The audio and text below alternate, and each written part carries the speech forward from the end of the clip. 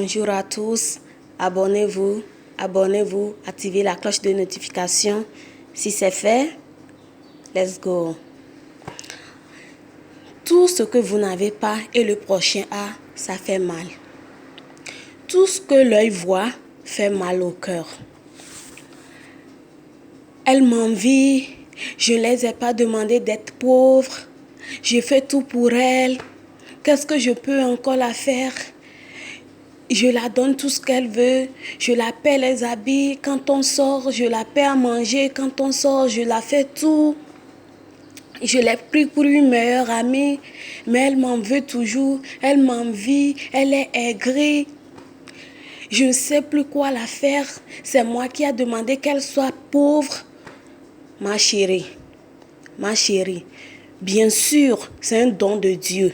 Mais il faut que toi aussi tu saches que c'est une faveur imméritée. Tu n'as rien de mieux plus qu'elle pour que Dieu te bénisse et ne la bénisse pas abondamment pour qu'elle soit riche comme toi. C'est de ta faute si tu ne sais pas que ce que l'œil voit fait mal au cœur. Et c'est encore de ta faute si tu ne sais pas que ce n'est pas une grâce, ce n'est pas une faveur, ce n'est pas parce que toi tu le mérites que toi tu es riche, qu'elle autre elle est pauvre. Non. Il faut savoir respecter l'autre. Si tu te dis, vous êtes des meilleurs amis, tu l'appliques comme une meilleure amie, ma chérie, ne te vante pas de ta richesse. Sois humble.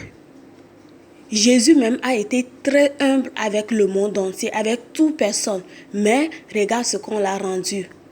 Oui, c'est ça. Donc, pour dire, je fais tout pour elle, je fais tout.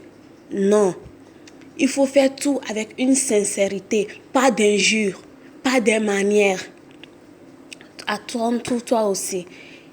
Il faut que tu saches, toute personne, il faut que nous sachions que dans cette vie, ce que tu as, c'est ce qui t'appartient. On ne peut en aucun cas remplacer l'autre, même si on le tue, même si on la torture, même... Non. Soyons fiers et honnêtes.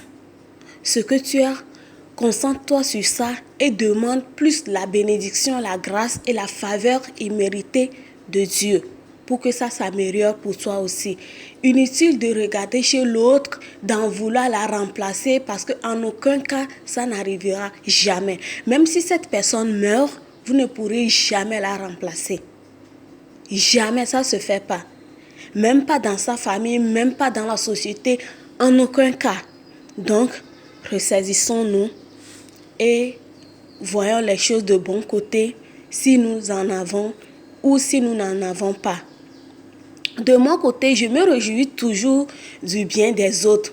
Parce que quoi? Surtout si la personne est un proche ou un ami ou quoi que ce soit que je peux aborder et avoir accès à celui ou à la chose que je n'en ai pas et l'autre possède. Si lui n'en avait pas et quelqu'un d'autre que je ne connaissais pas, je ne pouvais même pas l'approcher pour demander d'aide, comment ferais-je? Plutôt remercier le Seigneur qu'il a encore fait bon, qu'il t'a encore fait une grâce et la personne que tu aimes, la personne que tu peux aborder, la personne qui est proche de toi en possède et tu peux en trouver de chez lui. Alors, s'il vous plaît, ceux qui en ont, ceux qui sont riches, ne vous vantez pas. Oui, c'est ça, ne vous vantez absolument pas. Soyez humbles envers les autres qui n'en ont pas et ceux qui n'en ont pas aussi. Dites à vous, c'est mon destin, mais éternel, s'il te plaît, améliore-le un peu pour moi. Parce que, à bon entendeur, salut.